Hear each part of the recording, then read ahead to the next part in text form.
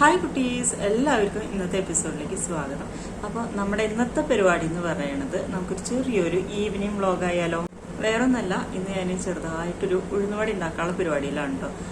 ഉച്ചയ്ക്ക് ആയപ്പോൾ തന്നെ ഞാൻ ഉഴുന്നെടുത്ത് വെള്ളത്തിലൊക്കെ ഇട്ട് വെച്ചിട്ടുണ്ട്. ഇന്നലെ ഇൻസ്റ്റാഗ്രാം നോക്കിയപ്പോഴത്തേനും ഒരു തമിഴ് ചാനലാണ് അവരുടെ ഒരു കുക്കിംഗ് വീഡിയോ കണ്ടാണ് കേട്ടോ ഉഴുന്നുവട ഉണ്ടാക്കണത്. എനിക്ക് നല്ല ഇഷ്ടമായി. അപ്പോൾ ഭയങ്കരമായിട്ട് എനിക്ക് കഴിക്കാനായിട്ടൊരു ആഗ്രഹം വന്നു കേട്ടോ. അപ്പോൾ അതുകൊണ്ടാണ് ഞാൻ ഇന്ന് ഉഴുന്നുവട ഉണ്ടാക്കാം എന്നുള്ളൊരു പ്ലാനിൽ. പിന്നെ മാത്രമല്ല 4 മണിക്ക് ഏട്ടൻ ഓഫീസിൽ നിന്ന് വരുമ്പോൾ എന്തെങ്കിലും ഉണ്ടാക്കാറുണ്ട്. അപ്പോൾ അങ്ങനെയും കൂടി ആയിക്കോട്ടെ, അപ്പോൾ അത് ഉഴുന്നുവട ആയിക്കോട്ടെ എന്നുള്ള പ്ലാനിലാണ്. എനിക്ക് കറക്റ്റ് അതിൻ്റെ ഷേപ്പിലൊന്നും ഉണ്ടാക്കാൻ അറിയില്ല വെച്ചാലും ആ ഒരു ഉഴുന്നുവടയുടെ ടേസ്റ്റിൽ കഴിക്കാലോ എന്നുള്ളൊരു ആഗ്രഹം കൊണ്ട് മാത്രമാണ് ഞാൻ ഈ ഒരു പണിക്ക് ഇറങ്ങണത് കേട്ടോ. അപ്പോൾ വായു, നമുക്ക് ഉഴുന്നുവട ഉണ്ടാക്കാം. ഞാൻ നേരത്തെ പറഞ്ഞല്ലോ, ഞാൻ ഉഴുന്ന വെള്ളത്തിലിട്ട് വെച്ചിട്ടുണ്ടായിരുന്നു. അപ്പോൾ അത് നല്ലപോലെ സോക്കായിട്ടുണ്ട് കേട്ടോ. അപ്പോൾ ഇത് നല്ലപോലെ ഒന്ന് കഴുകി എടുത്തിട്ട് നമുക്ക് മിക്സിയുടെ ജാറിൽ കുറേശ്ശായിട്ട് അരച്ചെടുക്കാം. ഇനി മിക്സിയുടെ ജാറിൽ ഇട്ട് കൊടുത്തതിന് ശേഷം അതിലേക്ക് ഞാൻ ഒരു ഐസ് ക്യൂബ് ഇട്ട് കൊടുക്കുന്നുണ്ട് കേട്ടോ. എനിക്ക് ധൈര്യമില്ല ശരിക്കും ഇങ്ങനെ എന്താ പറയുക, വെള്ളം ചേർക്കാണ്ട് അരച്ചെടുക്കുക എന്നല്ല പറയാറ്. പക്ഷേ ഞാനൊരു ഐസ് ക്യൂബ് ഇട്ട് കൊടുത്തിട്ടുണ്ട്. ആ ഒരു ചാനലിൽ അങ്ങനെയായിരുന്നു ഉണ്ടായിരുന്നത്. അപ്പോൾ അത് കാരണം ഞാൻ 1 ഇട്ട് കൊടുക്കുന്നുണ്ട് കേട്ടോ. എന്നിട്ട് ചെറുതായിട്ടൊന്ന് അരച്ചെടുക്കുകയാണ്.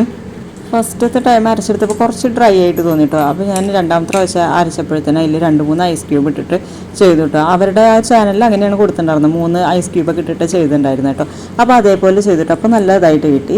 അതിലേക്ക് ആവശ്യത്തിനുള്ള സവാളയും അതേപോലെ തന്നെ വേപ്പില, പച്ചമുളക്, പിന്നെ അതേപോലെ തന്നെ കുരുമുളക് ചതച്ചിട്ടും ഇട്ട് കൊടുക്കുന്നുണ്ട് കേട്ടോ. ആവശ്യത്തിനുള്ള ഉപ്പും കൂടി ചേർത്തിട്ട് നല്ലപോലെ യോജിപ്പിച്ചെടുക്കുകയാണ്.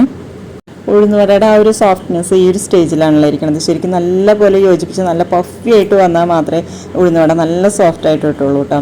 ഞാൻ ട്രൈ ചെയ്ത് നോക്കണതാണ്. എനിക്കതിനെ ഹോളിട്ടിട്ട് ഉഴുന്നുവടയുടെ ഷേപ്പിൽ കിട്ടുമോ നോക്കണതാണ്. അപ്പോൾ ഇങ്ങനെ ഇട്ടപ്പോൾ ഇങ്ങനെ ചെറുതായിട്ട് ഹോളൊക്കെ ഇട്ടിട്ട് ചെയ്യാൻ പറ്റി. അപ്പോൾ നമുക്കിനി ഓരോന്നായിട്ട് വറുത്തെടുക്കാം.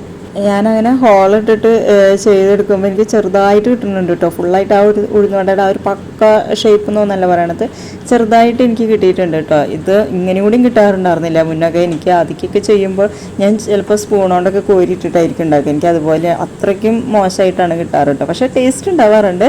പക്ഷെ എനിക്കിങ്ങനെ എന്താ പറയുക, ഷേപ്പിൽ കിട്ടാറില്ല. പക്ഷേ ഇപ്രാവശ്യം എനിക്ക് കുറച്ചും കൂടി ബെറ്ററായിട്ട് തോന്നി കേട്ടോ.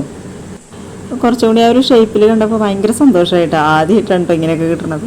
അപ്പോൾ ഇത് ആ ഗോൾഡൻ കളറൊക്കെ ആയിട്ടുണ്ട്. അപ്പോൾ നമുക്കിത് ഇനി എണ്ണയിൽ നിന്ന് മാറ്റാം കേട്ടോ.